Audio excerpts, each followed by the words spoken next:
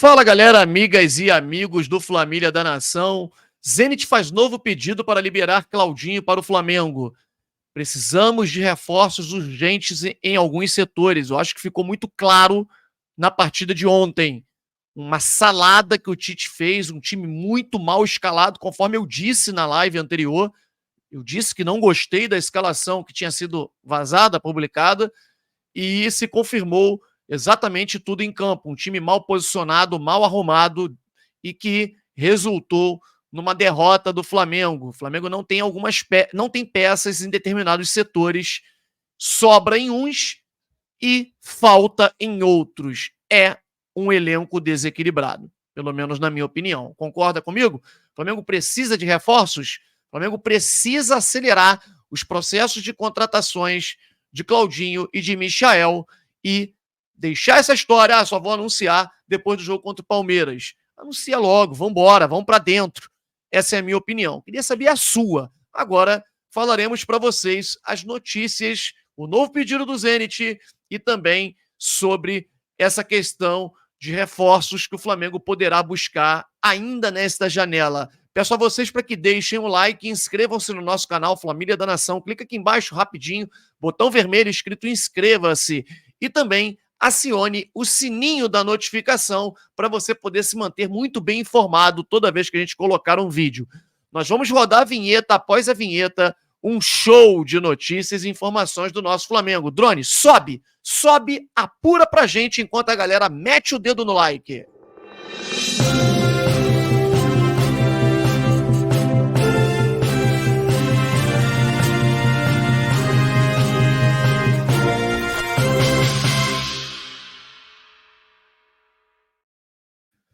Galera, o Flamengo no dia de ontem perdeu para o São Paulo e o Botafogo venceu o Atlético Goianiense fora.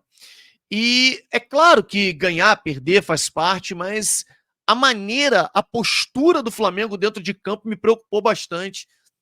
O time muito mal escalado, muito mal arrumado dentro de campo. Isso já era previsto quando se anunciou que o Flamengo vinha com 2 volantes e 100 jogadores de meio campo, com 4 atacantes.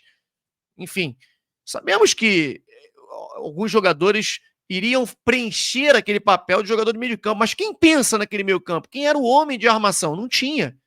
Eram só atacantes. Discordo do Tite quando ele diz na coletiva de ontem que o Gabriel jogou como segundo atacante. Mentira, não jogou. O que eu vi foi um Gabriel jogando como quase um outro volante, em alguns momentos até roubando bolas, tentando roubar bolas.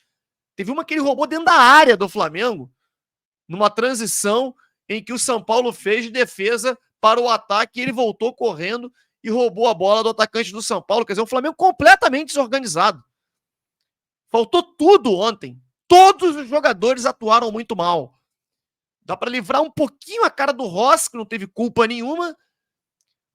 O Davi Luiz foi um pouquinho melhor do que o Léo Pereira, que foi uma tragédia.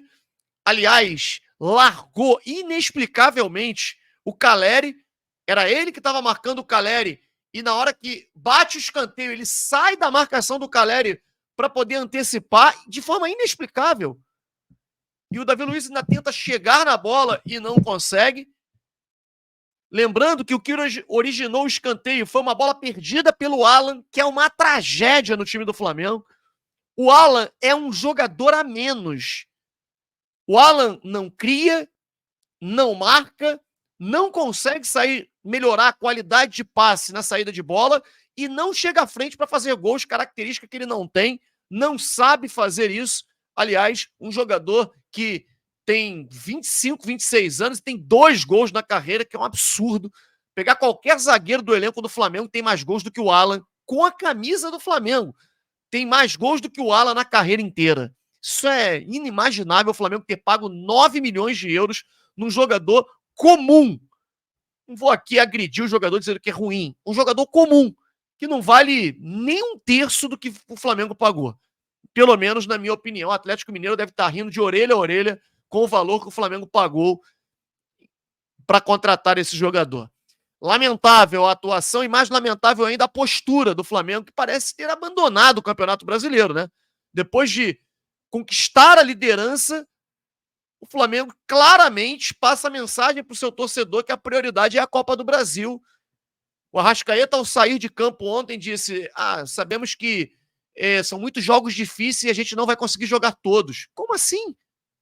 Então tá priorizando as Copas? Então deixa claro para o torcedor que a prioridade é as Copas, são as Copas. Sabe? Porque eu, particularmente, eu entendo que a Copa do Brasil tem um peso financeiro muito grande, que a Copa do Brasil a gente está encarando um Palmeiras, que é um rival direto do Flamengo, mas, cara, para mim o Campeonato Brasileiro é muito mais importante do que a Copa do Brasil. Enfim, espero que isso não se repita, que atuações como essa e times muito mal posicionados dentro de campo, sem vontade, sabe, não representando aquilo que é a instituição Flamengo, o Clube de Regatas do Flamengo, que isso não se repita. Porque o calendário é esse, não adianta reclamar. O Tite falando do calendário ontem, eu pensei, será que o São Paulo está descansado? Será que o São Paulo não está jogando as mesmas competições que o Flamengo? Porque parecia que o Flamengo está jogando, sabe, 50 jogos a mais do que os demais clubes, e não. Por que o Botafogo botou o time praticamente, todo ele titular lá em Goiânia? Por que o São Paulo, que também jogou quarta-feira, botou o time titular contra o Flamengo? Eu não entendo, sinceramente. Como dizia um treinador que passou por aqui, poupare, descansares vai ser no dia seguinte e tal do jogo. Sábado, domingo, quarta-feira é para jogar. É para estar em campo. Enfim, essa é a minha opinião. Não gostei nada. E detalhe, o Flamengo vai encarar o Palmeiras agora, pela Copa do Brasil, o Palmeiras domingo, pelo Brasileiro. Aí quarta-feira começa a Libertadores. É o Bolívar. E entre os jogos do Bolívar, que o Flamengo vai jogar contra o Bolívar no Maracanã e contra o Bolívar lá na altitude, tem o Botafogo no Engenhão, que o Flamengo agora não pode mais perder. E aí, vai fazer o quê? Vai botar o time reserva entre os jogos da Libertadores? O Flamengo se complicou ontem ao perder esse jogo para o São Paulo em priorizar a Copa do Brasil. E acho que se tem alguma prioridade aqui, se tem que fazer algum tipo de prioridade, tem que ser a Libertadores. Aí sim, eu priorizo a Libertadores em detrimento do Brasileiro. Agora, em detrimento da Copa do Brasil, jamais eu priorizaria a Libertadores. Mas já foi, a gente aqui agora é lamber as feridas, encarar um domingo como esse, em que o Flamengo nos decepcionou na noite de ontem. Eu vou falar aqui sobre o assunto contratações. Gente, o Flamengo entrou em campo extremamente desorganizado e a derrota está na conta do Tite. Sem dúvida nenhuma. Ele poderia ter colocado um time, por exemplo, a Arrascaeta. A Arrascaeta foi passear na Copa América. Ele não jogou de titular jogo nenhum. Então ele tem a minutagem baixa nos últimos 2 meses. Ele tinha que jogar ontem, cara. Um absurdo. O Arrascaeta não entrar como titular. O Flamengo precisando de um meio armador. A minutagem dele é baixa nos últimos 60 dias. Eu queria que alguém me explicasse isso. Se machucasse e tal. Mas peraí, se machucasse, o risco de se machucar, ele existe. E você tem que tirar o jogador quando ele tá com uma minutagem alta, quando tem riscos efetivos de o jogador se machucar. Não é o caso do Arrascaeta. Bom, e já que o Arrascaeta não aguenta, porque essa é a verdade, não aguenta jogar jogos em sequência, quarta e domingo, o Flamengo precisa contratar um jogador para aquela posição. Aquela posição é prioridade. Então o Flamengo precisa acelerar o processo de contratação do Claudinho. E precisa também acelerar esse processo de contratação do Michael. Porque fica muito claro que aquele jogador pelo lado direito falta no Flamengo. Flamengo, e detalhe, no caso do Michael, ele ainda pode jogar do lado direito e do lado esquerdo. Um jogador versátil, que não tem lado para ele. Ao contrário do Bruno Henrique e do Cebolinha, que só jogam do lado esquerdo, o Michael joga dos dois. E sabemos que o Flamengo tem realmente o interesse, ao contrário do que falam, o Flamengo tem sim o interesse no Michael. É uma prioridade do técnico Tite a contratação de jogador naquele setor. Mas que resolva essa questão logo. O jogador está praticamente livre aí para negociar. Vai esperar mais o quê? chega de esperar. O mês decisivo do Flamengo no ano é esse de agosto. E sabemos que a diretoria do Flamengo tem uma preocupação enorme com esse jogo contra o Palmeiras e se blindou e entrou num acordo de não anunciar contratação nenhuma antes desse jogo contra o Palmeiras, que ainda bem que venha logo, que chegue logo essa quarta-feira e que termine com a classificação do Palmeiras e o Flamengo finalmente podendo anunciar os seus reforços. Porque não é possível um clube que tem ainda em seu orçamento valores para poder contratar demorar tanto assim para poder anunciar o seu primeiro reforço da janela. E não me venha com essa historinha de que antecipou a janela não, porque eu não caio nessa, sabemos que não. Até porque o Flamengo, além desses jogadores que contratou, ainda tentou contratar um ponta-direita, que foi o Luiz Henrique, tomou um balão.